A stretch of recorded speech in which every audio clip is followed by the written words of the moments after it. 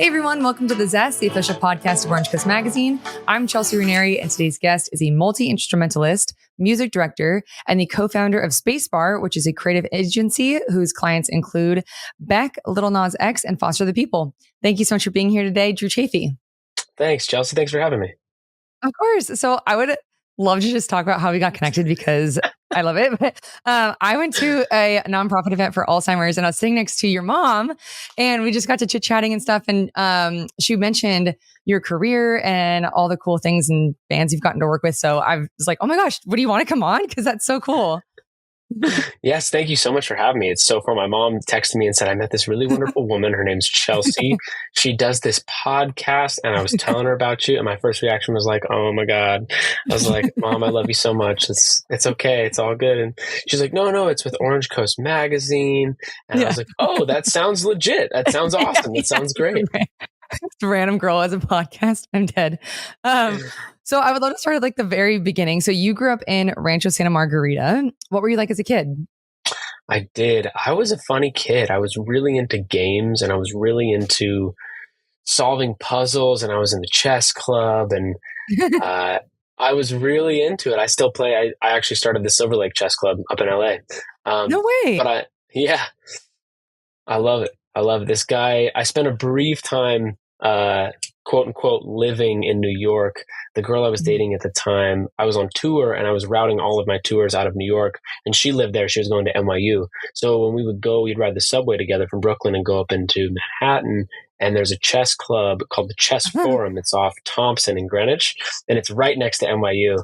And I would just hang out there all day and play chess. These guys would give me lessons and I carried that energy back to LA and we have a bunch of group of guys we play chess with and girls and it's super fun.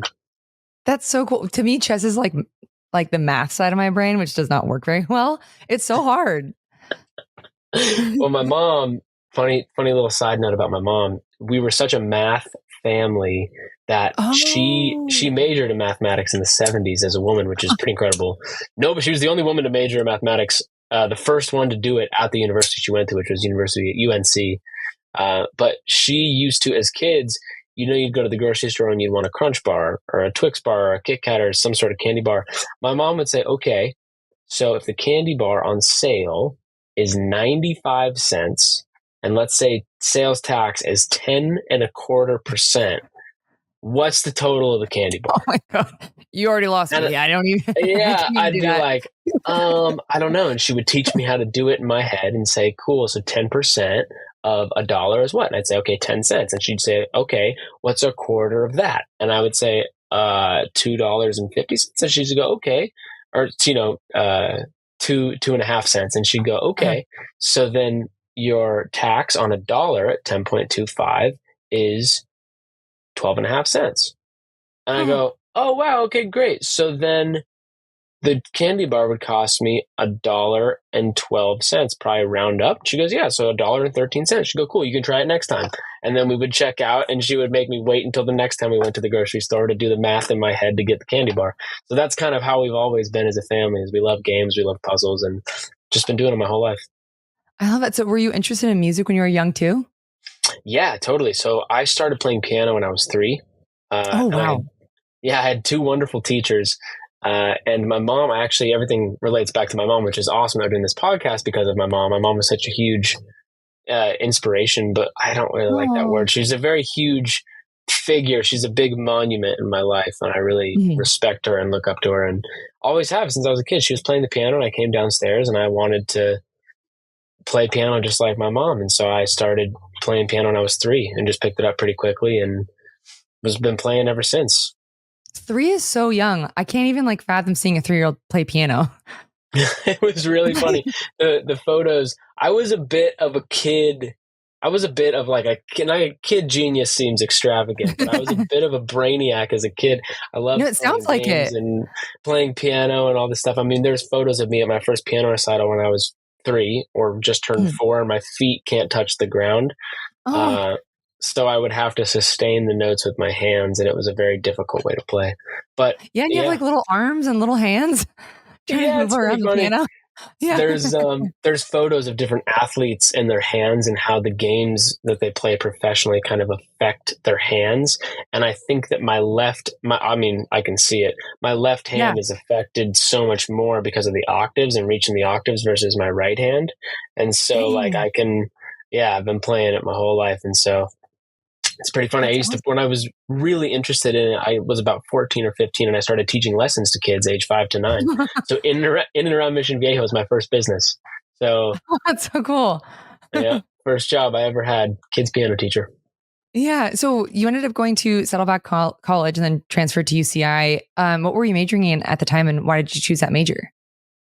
So I was majoring in English and literature. And then I was really interested in stories. I really loved the ability to have words become stories, become reality. And I really loved that all of these people and, transcript, I guess, is one of the oldest forms of communication, right? And then things get passed down through generation to generation. And I was really interested in the pastime of writing, but also I thought to myself, if I could read and write at a collegiate level, I could do anything for the rest of my life. I could do anything.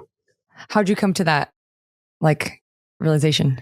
That's a great question. I feel like as a kid, I started to see, when I was in high school, I'm sober now. So I started my sobriety journey in 2013. Oh, good for you. Thank you. Yeah. And I had a relapse in 2017. So I'm going on 7 years sober consecutively. Wow. December 1 of this year. Yeah. Oh my God. Congratulations. Thank you very much. So I first went to Chico, actually, and I overdosed up there, ended up going into rehab. Yep. And then came back and went to Saddleback to start and then transferred into UCI. But I figure when I was in high school, I would see kids, I saw my classmates looking at Facebook mobile on their iPod touches and just scrolling past pieces of information. And I thought to myself, wow, everybody's attention span is about to get a lot shorter. Yeah. And so that's crazy. You were able to come to that realization that young, like that early in social media. I feel like everybody has their own superpowers. I'm sure that I can tell you're very inviting and you're very warm, and I'm sure that making people feel comfortable is probably one of your superpowers. And I think that one of my superpowers is being able to see things in the horizon that kind of happen. I'm able to see the horizon quicker, I think, than, at least 10% of the population. I'm not getting ahead of myself, but I definitely saw the writing on the wall there. And I was like, wow, I think there's a difference between being effective and being, I don't know what the quote is, but it's effective because something's impressive. It's not always effective. And it's one of those quotes, but it's about being effective. And I loved that. And I said, okay, I need to be effective with my words, effective with my writing. Yeah, totally. I write for the magazine too. And I feel like with writing, I totally get into that flow state. Do you feel that as well? Totally. Yeah. I mean, right? I imagine I actually wrote a couple articles myself, not for Orange Coast, but for different little music journals and here and there. And I loved it. How long have you been writing for the magazine? I've been the editor or stay-at-home editor for almost 7 years. So yeah. And then just started this in January. So it's been such a great opportunity. But okay, so back to you. So you ended up going on a tour in Europe though, while you were in college. So what project were you working on and how did this tour come about? Okay, so this is an amazing story. So I dropped out. So I transferred to UCI. I went to Saddleback. Are you familiar? Yeah. Okay, so I lived in the Promenades, which was the apartment complex that was next to Saddleback over the hill. And I used to walk down to Albert Tacos and get the burritos. And nice. I worked at Godiva Chocolate in the mall. And I was going to college and I was in a band. And that was what I was doing. And I was actually playing guitar for Saddleback Church as well. Cool. I was working at a catering company, the old Proctor at Tesoro. My girl Janelle hired me. It was great. I was working all these odd jobs and doing all this stuff. And got great grades, tested into UCI, and I was selected literature, like I was saying, and I was doing great. I mean, they made you take Russian lit, they made you take French literature, they made you take all this different types of literature, and I was doing great in school. I didn't like the world of academia, and I was just like, God, I wanted to be an English teacher, and I thought, man, I don't know how I would deal with all of these stuck up people that pretend to know so much more than everybody else. It's so hard to be around. Yeah. So I was like, man, I really, my band has to make it, or something has to happen here in music for me, because I just can't live in this academic world. I mean, I like knowledge and I like learning in games, but I don't like other people putting themselves above other people. It's not for me. I like when everybody is on the same playing field, and music is that great equalizer, right? Because, you could be the smartest person in the world and yet not know how to play music. And you could be somebody who has no education and play beautiful music. It's about expression. And I think that I also love that about literature too, is expression with words, and music is expression with feeling and with sound. And so it was just all this expression and being able to have conversations, and the conversations of music is so interesting. So anyways, I'm going to UCI, and I apply for graduation. I test out, I do all these tests, and I have 6 classes left, but then I get an opportunity from this guy, Ian, who is my now business partner. Ian calls me and he's like, hey, there's this YouTube kid named Jacob Sartorius that I'd love to put you on tour with. And I said, okay, I'm in. So we started doing a couple shows in the States, and Jacob was famous on Vine. And I love Jacob. I still love him. Vine. Okay. Yeah. Yeah. So were you on Vine when Jacob was making Sweatshirt and all these other songs? I think it sounds really familiar. I'm going to have to take a listen afterwards, but I know it's going to, second I hear it, I know it's going to be it. It will. He's a sweet kid. He's a really wonderful kid. And his parents are great too. The whole thing is great. So Ian ends up, I didn't even know what a music director was. I had no clue about this job or this role. And Ian calls me and he's like, hey, I want you to go on tour with this kid. And I said, okay, cool, I'm in. And Ian was super cool. Ian was playing drums in Santa Gold and putting together shows for major labels. And it was just like this big fancy world. He lived in New York at the time. I had it was like this Fugazi over here that was like, wow, this isn't real. This is so crazy. So I end up playing a couple shows in the States with Jacob. We played Chicago and a couple other places. I think we played Toronto, maybe it was like 4 or 5 shows, and they were great. And I met his managers, Zach and Tony, who are still dear friends of mine, and they're actually, it's crazy. So the whole thing is nuts. So they end up going on tour to Europe, and I go to my professors and I say, hey, I'm going on tour to Europe for 2 weeks. I'll be back to finish everything out. I'll just do my assignments online. And every single one was cool, except for one of them. And I don't remember what class it was. I know, right? And so I thought to myself, okay, well, this is a sign. I'm just isn't for me. And so my parents were like, man, you have 6 classes left. Can this tour just wait? And I said, no. See, I don't think this opportunity is a once in a lifetime opportunity. And they were really upset, and they were really sad, and really everything else. And I just went with my gut, and I said, this is it. This is definitely what I'm supposed to be doing. And it felt like I was on my life path, And so I dropped out and went on a 2-week European tour with no other plans, and was not making any money, was incredibly in debt, and just sent it, just totally trusted the process.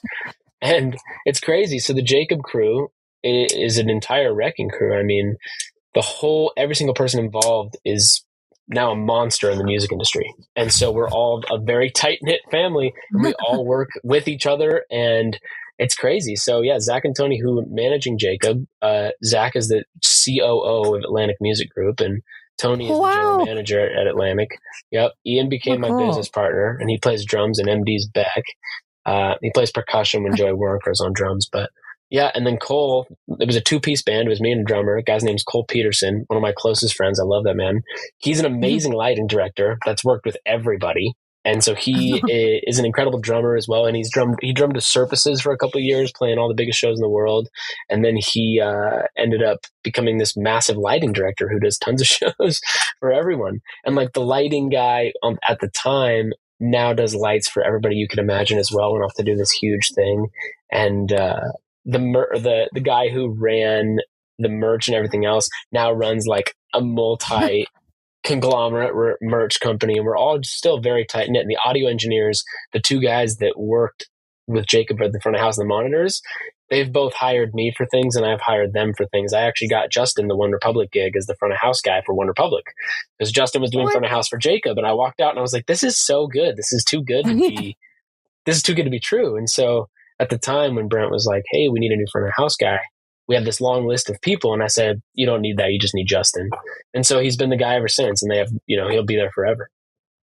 What was it about this just like 2-week tour that made was like the incubator for so many successful people? God, that's a great question. We ended up so Jacob ended up having this whole career for over the course of 2 years. So we toured the world together for about 2 years. Oh, okay. So it ended up being longer than 2 weeks. Okay. I was like, yes. Wow, that makes sense then. Well, then in 2018, you guys founded Spacebar. So how did this come about? And for our listeners who don't know, if you can kind of talk about what the company does. So great segue question, because I dropped out of school with a 2-week tour, and that was it. And I was making no money, and I was in debt, and it was a whole thing. And I thought to myself, okay, I got to go to LA. I have to go live in LA. And my best friend, Tyler, who's his name's Tyler Spry. Do you know that song X's by Tate McRae? Yes. Yeah. Are you kidding me? Yeah. He produced and wrote that with Ryan. He produced and wrote the I Ain't Worried, OneRepublic, in the Top Gun. Yeah. And he's done tons of stuff. I mean, there's so much stuff now. Of course, I'm blanking. He works with one of my favorite bands who are my absolute bros too. Do you know that band Coin? I don't. My husband probably does. I will. They're a great band. So I did their show a couple years ago, and we're still all good friends. And he produced a bunch of stuff on that new record. And anyways, Tyler's the man. So Tyler and I lived together, and it was a whole thing. And Tyler's living in LA, and I'm like, okay, I got to move to LA. So I moved to LA, and after this 2-week tour, between the Jacob tours, I started being a music director for other artists. And for those of you that don't know, I have two analogies for it. So the music director is kind of like the offensive coordinator on a football team. It's kind of like the person that gets that stuff together and looks out and looks over for the offense and all this stuff. So, because there's other people on the team, right? And but I'm kind of like a coach. I'm like a band coach. Okay, got artists. It. Yeah. Oh, I'm like a concierge or like a consigliere for concerts for the artist. Okay, so are you kind of like a movie producer, but from concerts type of thing? Like you gather all this stuff together? Close. So, so on the set of a film, the director doesn't make the costumes, doesn't paint the set, doesn't hold the camera or pull the focus or color it or edit it. But the final product that is in your TV at the end of it all, they're still responsible for that final product. That's what my job is. I'm still responsible for that final product. So even though I don't do everything, it's me that's responsible for the whole thing as far as the music goes, because there's lighting directors and video directors and creative directors, and I'm the music director. So I work with all of those people and all those teams to make sure that the whole finished product works well from a music perspective. Got it. Oh, okay. So your job sounds so fun.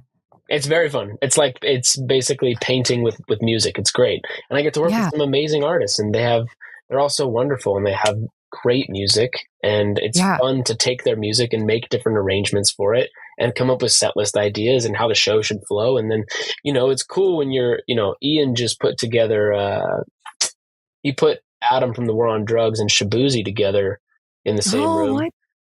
Yeah. And they love each other. And so there's some cool stuff in the works just because, people, when the artists really trust our opinion to work on their concert, to work on their show, it's cool to get that cosign from them. And then it allows us to see other opportunities and other doors to open for them creatively. Yeah. So how'd you get in touch with Lil Nas X? Because I love him. That's a great question. So Lil Nas X was hilarious. It was an absolute ball. So my buddy Darren, who runs a production company called 1826, 1826 does some of the biggest artists in the world: Calvin Harris, Tyler the Creator. Yeah, they're unbelievable. So it's this wonderful man named Joe Sanchez. And so so Darren works there. And so Darren and I are good friends. And Darren hit me up and said, hey, could you help us out on Lil Nas X? And so one of the things we do at Spacebar is we do playback as well. So one of the reasons the company is called Spacebar is that when you hit the spacebar on the computer and the playback goes, it sends time code out to the lights and to the video, and it sends click to the musician's ears, and it sends all sorts of information everywhere. It changes the guitar pedals, it changes the keyboards, it changes stuff. controls the screens. It does all this crazy stuff. So one of the verticals in Spacebar is that we do all of that programming. So, and then we send playback engineers out on the road with the artist as an extension of the music direction. So Darren called me and said, "Hey, we really need your help with Lil Nas X." And I said, "Okay, no problem. What do you need?" Because again, I'm a concierge. I'm not trying to step on other people's toes. No, I'm only trying to be as helpful as I can be, as much as people need me. So Darren asked me to come in and help with the playback, and then asked if I'd be willing to MD it. And I said yes to both, 100%. We have somebody wonderful. His name is Justin Jones. Shout out Justin. And Justin ended up going on tour with Nas for a couple of years, which was great. So we set that all up. We built him his rig, which is all of that stuff that does the control and everything else. And they ended up going with this guy named Chris Pooley, who's an amazing man as well. He's the music director for American Idol and Katy Perry. Oh, no way. Yeah, so Chris is great. So Chris did Nas for a while, and then Chris got busy with some stuff, and they needed somebody to fulfill the role for after Chris. And so then I stepped in and was able to MD it for a little bit, and did some really cool stuff with it while I could. And then it tapered off, and then the tour ended. So it was super fun. It was great. Chris made some amazing stuff. These guys Day Trip, his producers are also fantastic. So they were able to get us a bunch of stuff, and we did a bunch of creative. It's interesting. It's like a giant creative boardroom. It's like a bunch of people with that have dream table. It's very fun, and everybody kind of has a say in what happens, and it's a blast. But yeah, Nas was really fun. Yeah, I can't. Well, okay, so this is embarrassing, but I went to it's not embarrassing. I love Justin Bieber. I went to the Justin Bieber concert years ago when he was doing the tour, and like we could like see down into like the, I don't know, we were high up, so in the pit area, and there was like people like with technology and doing all the like blinky lights and stuff like that. Is that you? Like, are you in that booth? Yes and no. Okay. So yes, that is definitely. So, yes, in the sense that one of my wonderful playback engineers at Spacebar, or me, is side stage or in the pit or doing whatever with a bunch of people. Like 100%. But then the person that gets that all together is somebody else entirely. Okay, got it. So on your website, it says that Spacebar is technology driven, and you've touched on that a little bit, but how did you guys come up with this technology, and like what do other companies have that, or do you guys are you kind of the one that does that? Great question, Chelsea. So the technology is available to everyone. Okay. It's just how you use the technology that determines the difference between the way you use it and the way other people use it. So there's nothing proprietary about it. And I have a couple friends who own a few of these companies, and it is its own journey to running one of those companies. And my buddy Coleman, who is the head of artist relations at Ableton, who actually just stepped down to pursue other things. He'd been there for, I think, 11 or 12 years. I was very hip to the ins and the outs of running a software company and what that was like. And my buddy Al, who has this company called iConnectivity, who makes playback devices and all this other stuff. But so the technology is available to everyone. But one of the things that sets us apart is we don't use technology just for technology's sake. We use it as tools to get the creative vision across. So it's different. Some people use the technology just because it's available to them, and we don't really see it like that. And I think that's why people continue to work with us and like working with us. Yeah, it sounds so cool that you said like you hit the Spacebar and then everything just is affected by that. Well, just 1 year after you founded Spacebar, you started working with OneRepublic as our music director. So how did you get connected with them, and what was it like going to the Colorado Symphony with them? God, another great question. The technology to the Colorado Symphony is actually a great segue too. So I got connected to them through Tyler. Tyler was Brent's personal assistant, and then he was his engineer. And then I became the personal assistant for a few months. And then I got too busy music directing. So I had to quit that job as well, but we remained friends.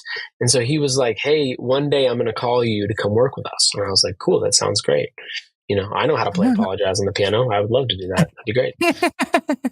My God, throwback to that song. Wow, I love that song. Crazy, right? So yeah. So I'm doing my thing. I'm MDing and I'm touring with Jacob, and I'm in the middle of all this stuff. And it was right around the time. So Ian and I started Spacebar in 2018, and that was right when I actually left Jacob. I called Ian from the UK and I said, hey, Brent called me and asked me to come on tour with them to go do some baseball stadiums with Zach Brown. They were opening up for Zach Brown and they're doing baseball stadiums. And I was like, that would be amazing. I'd love to do this. So this was just for the playback at the time. And I said, yeah, no problem. So I went out with them and learned the ropes. And I've been friends with Brent now for a few years. We met in 2014 or 15, maybe. Something like that. So we've been friends for a couple of years. Yeah. And their playback guy is their playback guy that actually gave me the role because he went on to go to Taylor Swift.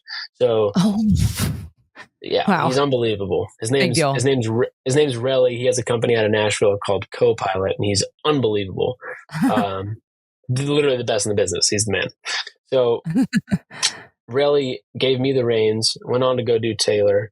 And I ended up connecting with the OneRepublic dudes, doing the baseball stadiums with Zach Brown. And it was cool. It was like right around the time I was working with Cautious Clay. And I can't remember. We were doing a bunch of developing stuff with the labels and just kind of starting Spacebar at that time, right when I started working with OneRepublic. This girl, Kelsey Lou, who's super cool, was doing her. And yeah. It's hard to remember all the other gigs. This guy, Saint Mesa, my boy Danny, who's also from Mission Viejo. Cool. He was the one who got me my first start at a major label. And his managers and his A&R guys actually launched my music direction career. They put me in touch with a ton of people after doing his show. And that was what started this whole thing for me. So in the middle of all of that, Brent asked me to come in. I go do the shows. He pulls me aside and he says, hey, don't you MD for other people? And I said, yeah, it's literally all that I do now. I stopped touring as a musician and I just MD and I tour with you guys because I love you guys and you're the man. And he was like, well, why don't you do that with us? And I said, well, because you're doing that because Brent was MDing the band. And I said, yeah, well, you're doing that. You're my friend. I don't want to step on your toes. I'm just here to help and be around and I'm happy to be here, you know?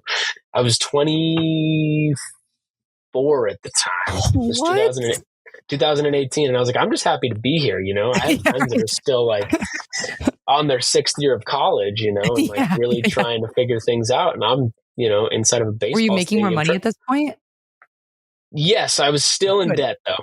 Oh man. I was still in debt. But so you know, Ryan, who is a dear friend of mine as well, love that guy. I basically grew up with him. He, you know, in these first couple of shows, I'm the new guy and I'm helping getting the band on and off the stage and really helping them with the show and kind of talking. So I was like talking them through the whole show. And, you know, anyways, Brent asked me to come in and help MD the band and help MD the show. And I said, I would love to do that as long as it's cool with you, you know? And he said, why don't we do this? Why don't you just start doing it? And if we hate it, we'll tell you. And I was like, okay, great. That sounds awesome. So I started doing it and it was really fun. And they really were just so patient with me. And I was a quick study and I really got to know them and what they were like musically and got to know their managers well and really just helped get everything together. They're not anymore because they changed their algorithm. But when Spotify was starting to do like, this is playlists, this is that, the This Is OneRepublic playlist was my order. What? That like a trip to see? It was a trip to see. And it was a trip to get to know these guys, you know, because I used to play Apologize at parties in high school, you know, and like it really helped move some things along for me. It was good stuff. And I was really, some of these songs that Ryan wrote were really important for me as a kid. And it was cool to connect with these guys on that level and just work with them. And so my first big show that I did as the MD was the symphony show. We did 2 nights at Red Rocks with the Colorado Symphony. It was a 56-piece orchestra and a 12-piece gospel choir. And this guy, Brandon Collins, and I'm trying to name all of my friends who have helped me along the way because I want to be very clear that I am literally just an instrument. I'm just a satellite. It's all the people along the way that is the reason that where I am today. It's just me being connected to really good people, and that's truly it. Just the right people. Yeah.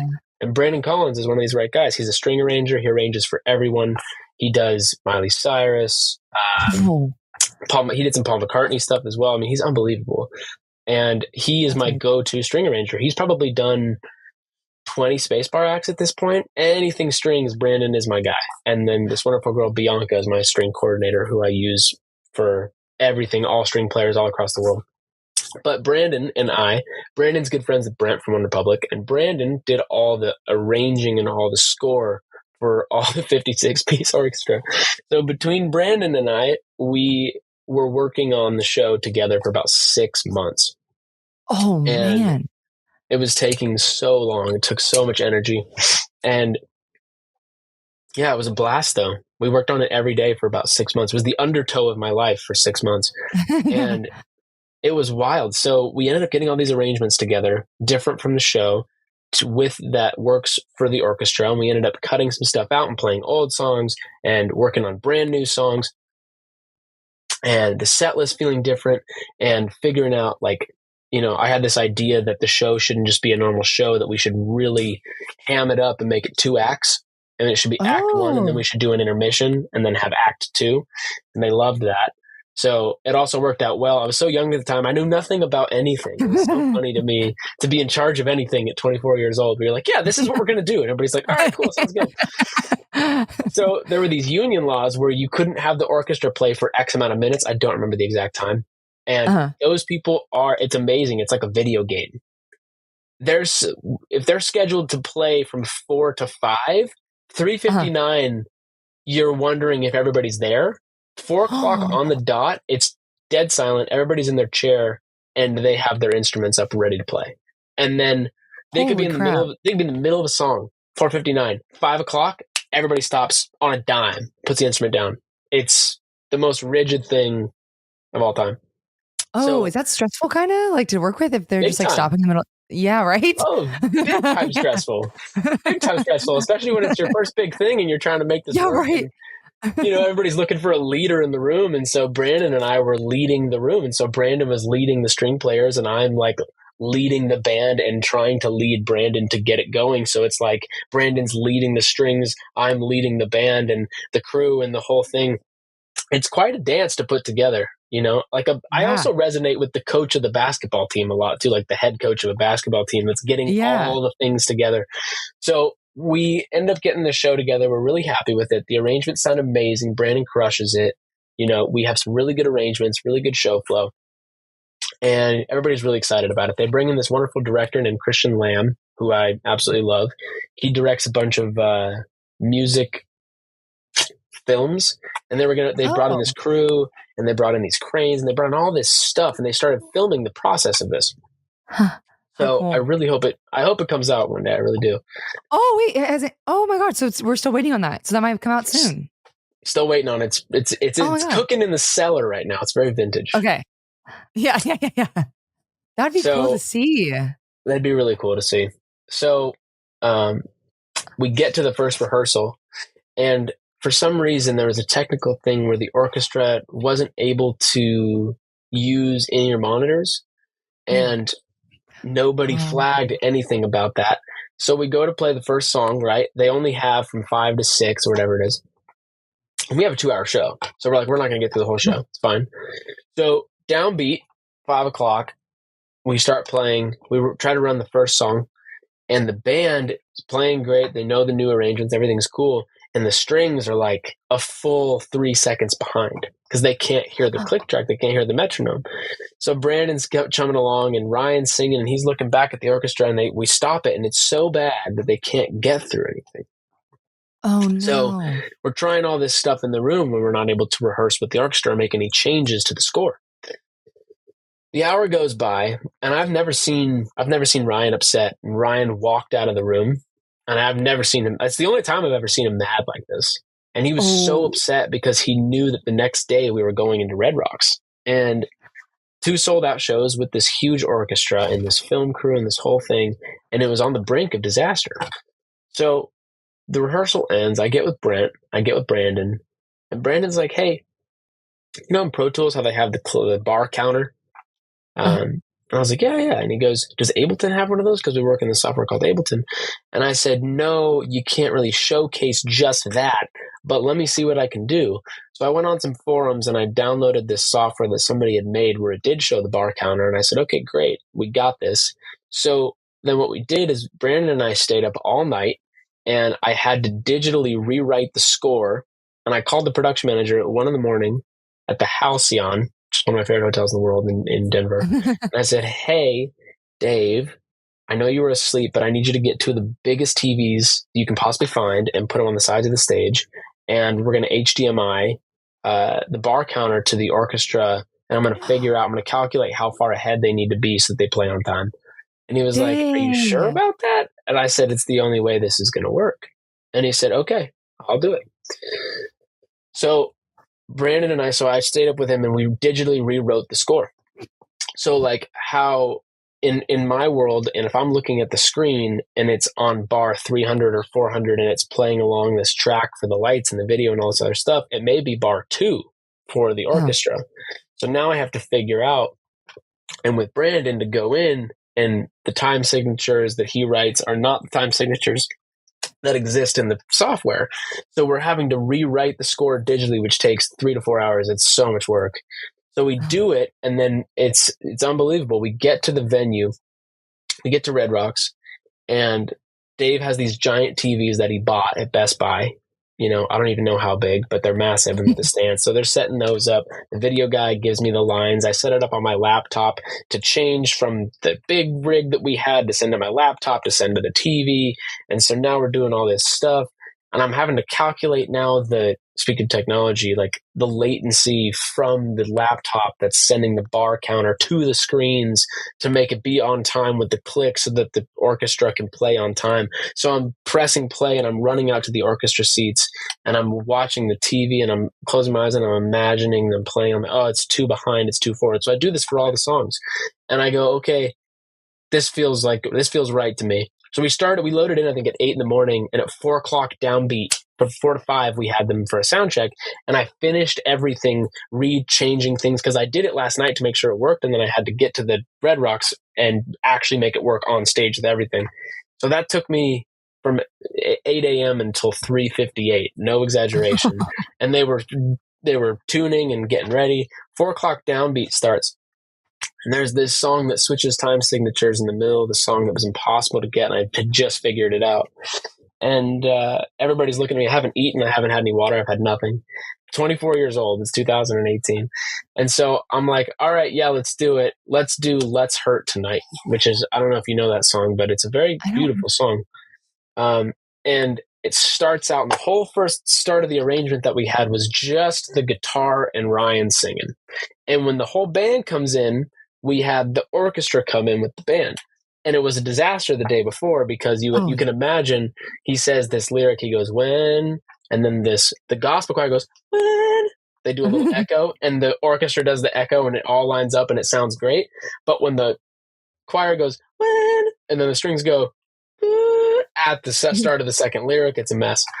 So we get to the part where it all's supposed to come in, and I'm just closing my eyes hoping this works. And it does. And it works perfectly. Oh my God. And I'll never forget it. It was. Yeah, that's one of those moments I would look back on and just be like, I can do whatever challenge comes up because I did that. Like the impossible at 24 years old. Correct. That's wild. How it feels. I've been living on borrowed time since. I really have. It was my Kobe moment. It was my Kobe moment. The buzzer went, and I shot the ball. I said, "This is the only thing I know it's going to work." And we had 2 perfect shows. It was a blast. And I remember Ryan walking out, and we had gotten to know each other only a little bit at this time, and it was so wild because here he was, this guy that I'd known not truly, but I've been working with him. This was in the fall. This was in October, and I came on to work with the band in March. So I'd only been there for 7 months, only probably done 12 to 15 shows, and now I'm giving directions and doing all this stuff. Right. He's like, who the hell's this kid, And I pull that off, and between the first and second night, he was supposed to be getting a massage, and I was like, oh my God, I would love a massage. And he goes, "Get in there." And I was like, really? And he's like, yeah, please. He goes, I can't even believe what you're doing. And I was like, wow. Yeah. Okay, so he sees me. He sees what's going on. That means a lot. So, and of course, Brent and everybody else knew what was going on too. And so at the end of the second night, he walks by me and he looks at me and he smiles and he goes, "Amazing, man. Thank you." And I was like, "Yeah, no problem." And he goes, I've never seen this, but you and me, we have the same work ethic. Dang. And he walked out, and I was like, wow. Because he was starting this beverage company, and he does all of these amazing entrepreneurial deals, and he has TV shows and all this stuff. And it meant so much to me at 24 years old. And then I would go on to build this whole business, you know, and he was he effectively was helping coach along the way. I mean, we would be flying in his plane back from some show, and he would be right next to me teaching me like, no, you don't want to do this. And I was like, well, what do you think about this? And he would be just giving me one-on-one advice. And there was one trip that we had back from Vienna where he taught me about commercial real estate. And I'll never forget this. It was like a 5-hour conversation. Everybody else was asleep. And it was just me like this. And he's like telling me all this crazy stuff. And yeah, those guys have been unbelievable mentors for me. And I would not be where I am without Brent Kutzel and the rest of those guys. So that's what started it all. I love that story. Well, to flash forward to now, is there anything coming up that you want to shout out for our listeners to keep an eye out for with Spacebar? Yes. So we're working on a bunch of cool stuff right now. I'm very excited. My partner, Ian, I also want to give a shout out to Ian too, because I wouldn't be where I am without Ian. Ian is working on the Shabuzi show, which is going well. Did the War on Drugs show, which is cool. Shabuzi. Yep. And the Beck show is great too. Everything else is great. Yeah, just be looking out for the good concerts. You know, I feel like you can really tell if the artist has a music director, if the show is put together well. And I would say looking forward, one of the things I'm most excited about is I've had a few artists approach me throughout my career and ask me to help with the management side and the consult on the management side, and like, hey, we'd really love your opinion on some of this other stuff. And I said, well, I appreciate that, but that's not really what I want to do. And I had this, you know, I always thought to myself when I was a kid, what type of kid was I? I was the kid that was on MySpace looking for music. So I found Vampire Weekend when I was in 6th grade on MySpace. And I messaged those guys and they had like 200 songs on Cape Cod, Kwassa Kwassa, A-Punk, and Oxford Comma. And I downloaded all three, and A-Punk was my MySpace song when I was in 6th grade. But I really loved that music. And there's this artist, her name's Kat Matthews, and I just started working with this girl, Camille Hudson, and we're co-managing Kat. And I'm really excited about that. So she has a bunch of cool music coming out soon. This girl, Kat Matthews. She has an album coming out in February. She made this whole record to tape with all of my friends in LA. They're insane musicians. And yeah, I'm really excited about that. Amazing. Well, we're coming to the end of our time, but before I let you go, I have 3 final questions for you that we call the Thoughtful 3. So first, what advice would you give someone who is an aspiring music director? Call me. Yeah. Really? Reach out to me. 100%. I went and spoke at Berkeley.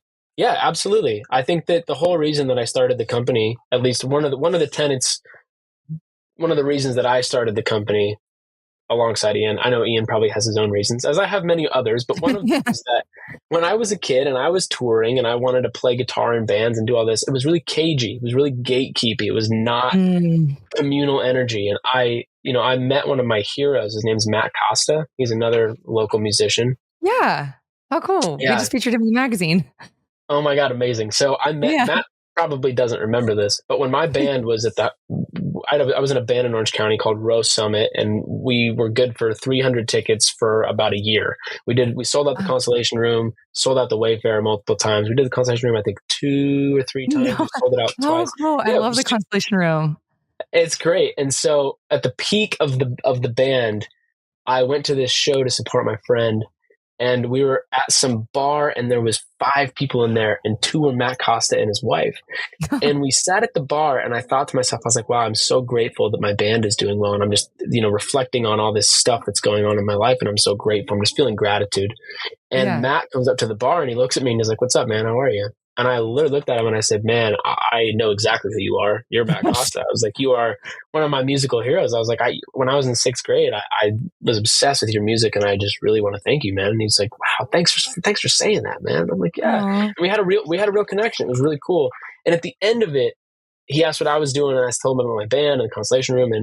And he said, wow, man, that's really cool that, here we are together in this space, and you have your own thing going, and I had my thing. It's still going, right? But he was like, I had this thing going, and you were into it. Now you have your thing going. And It's really cool. And then he picked up his drinks and he looked at me and he said, to be a link in the fence. And he winked and he walked away. And I was like, wow, I don't know what that means, but that was really cool. And now I know what it means to be a link in the fence. And so I really to be part of the greater picture kind of thing. Yeah, exactly. To be a link in the chain link fence of as many people's lives as possible and just help as many people as possible, put them in the right spaces. Because being a music director is hard. You know, you're a musician, but you also have creative tendencies like a producer. So you don't really fit in anywhere. You're not a producer because you don't want to be in the studio all day. And you're not a touring musician because you don't want to be on tour all the time. So you're like in this weird in-between zone and you feel out of place. And there is a place for you. And you can reach out to me and I would love to talk with you. And yeah, it's great. That's so nice. What moments in your career have had the most impact on who you are today? And I feel like, I mean, it's got to be the Colorado Symphony, but if there's any other moments that were just like, were such a big impact. There is another moment as well. There's a bunch of moments that actually come into mind. We are the music directors for 5 Seconds of Summer, who also is one of my favorite bands ever. Love them. They're amazing people, and their manager Ben is incredible as well. The man. And Ben brought us in when I was 24 as well. And we really worked with that band and really came up with some cool ideas. And working on that show and doing that show justice was definitely a big career highlight. Because it was when Youngblood was #1 on the radio, and there was a bunch of hype around the band. And it's a great song. And yeah, I'm really proud of that show. I'm really proud of all the work we do with all those guys. We've done a lot with them, and they are, like Ian and I feel like part of that band in a way. Those are our brothers. We love them so much. So all the work we do with them is definitely career highlight. But there was one last little mini story with the band called Brockhampton. You know Brockhampton? Yeah. So they were having technological problems on the road. And this is the whole reason we started Spacebar. So they called Ian. Ian was out with Beck. Ian called me and said, do you want to fly to Kansas today? I said, what? He's like, yeah, do you want to fly to Kansas and go fix the Brockhampton rig and go fix all their vocal effects and the playback and all this stuff? It's not working. It's like they've had a different dude out there and they really want to have it work every night. So, yeah, no problem. So, but wait a second, today? Like Kansas today? And he said, yeah, today. And I said, all right, screw it. Let's go. I'll hop on the flight today. And the girlfriend I was dating, which didn't work out, obviously, because I was flying all over the world all the time. I literally said, hey, I'm out. I'm flying to Kansas today. And she's like, what? I said, yeah, so I'm going to the airport right now. I'll be back in a week and a half. She was like, okay. So I flew to Kansas and I met my boy Ramil. Love Ramil. So I meet Ramil. I meet Rafiki, who I'm still working with Rafiki. I'm actually texting him right now. So I'm working with these. I meet these guys. I had never heard any music at all, but I've seen their billboards around my house. And I show up and the whole thing is just in shambles. It's in shambles. It's really not in a good place at all. And I looked at it at like 10 in the morning, and they had been having issues every single night. And I looked at it at 10 in the morning, and I said, okay, here's what we need. We need X, Y, Z, A, B. And what time are doors? Doors are at 5:30. Okay, so we have till 5? And he was like, yeah, okay. I said, all right, let's get to work. So we got to work, and we reprogrammed the entire show. Like I literally redid everything, and it took me until 5:30 when we didn't even get a chance to run a sound check. We really just ran all the way up until the end of it and reprogrammed everything. And the whole morale was so low. Everybody was so upset about it not working because it's just, they're a multidimensional music boy band, right? So it was just them and the music. And when the music is messing up, it really derails the whole show. And the vocal effects and the whole thing. Yeah. So first show happens, it gets to the point where it usually derails. And Rafiki, let me back up. So Rafiki looks at me. They have all these cool sweatshirts on that have like their name on them and stuff. And I was like, Rafiki, you give me a sweatshirt? He's like, let's see how it goes. And I was like, all right. I was like, we're going to be perfect though. I was like, we're going to be perfect. You got to earn that sweatshirt. Yeah. I was like, you're going to have a perfect year. I was so confident in my ability. I said, you know what? Tell you what, you're going to have a perfect tour. I was like, we're good. I was like, I don't even need to be here anymore. This is just perfect. And he's like, okay, let's see. So first show comes, where the whole show was going to derail, and it went perfectly. And the security guard, Bert, who stands on stage, looked at me, and he was like, and all the guys on stage, another core memory is all of them, Joba, Matt, Kevin Abstract, Ian, Matt, all these guys look at me on stage with the microphones and go, And then they get right back into it. And the whole energy was so different. And Ramil's side stage hugging me. And we're having all these moments. And I tell Rafiki, we have a perfect show. And everybody's coming up to me, thanking me and all this stuff. And, I was so happy to do it. The music's great. It was the first time I heard the music. It was amazing. And I said, Rafiki, if I give you 3 perfect shows in a row, you get me a sweatshirt. And he goes, bro, I'll get you whatever you want. 3 perfect shows in a row, I'll get you anything you want. I said, cool, I want a sweatshirt. I want my own sweatshirt. And he said, okay, fair enough. So they were headlining ACL. So the next day we show up to ACL and they're headlining in front of, 50,000, 60,000 people. And the show goes perfectly. And one more show went perfectly. And then we said, hey, I can't be on tour. I have to go out with OneRepublic. But me and Ian have this business. We can put somebody out on tour with you. And they said, that's perfect. So Cole Peterson, the drummer from Jacob, went out and toured with Brockhampton for a couple of years after that. And they had 42 perfect shows after that. The whole tour was perfect after that. God, that's probably such a good feeling. I love that. Unbelievable feeling. Well, lastly, what would you tell your younger self knowing what you know now? I would say, oh man, that's such a great question, but so hard to answer. I know, right? I really never know how I would answer it. Man, I would probably say if I had to give myself one piece of advice, it really would be, it'd be multidimensional, really. It'd be trust your gut. Do only trust your gut. Go with your gut says. Your brain cannot outsmart your gut. Your gut is always right. It's always about your gut. And I would also say, don't sweat the small stuff because you're just going to keep going and life is really not that bad. It could be so much worse. We're working in music. There's other things. Don't sweat it. Just keep going forward. And that would be probably the last thing I would say is just hang on. Yeah. Hang on. And don't lose the plot. Don't lose the plot. Gotta stay in it. Don't lose the plot. Yeah, definitely. Oh, well, thank you so much for doing this. This was so great talking with you. I'm so glad I met your mom. Me too, Chelsea. Thank you so much for listening to me tell you stories. That's wild. I appreciate it. No, I loved it. Thank you.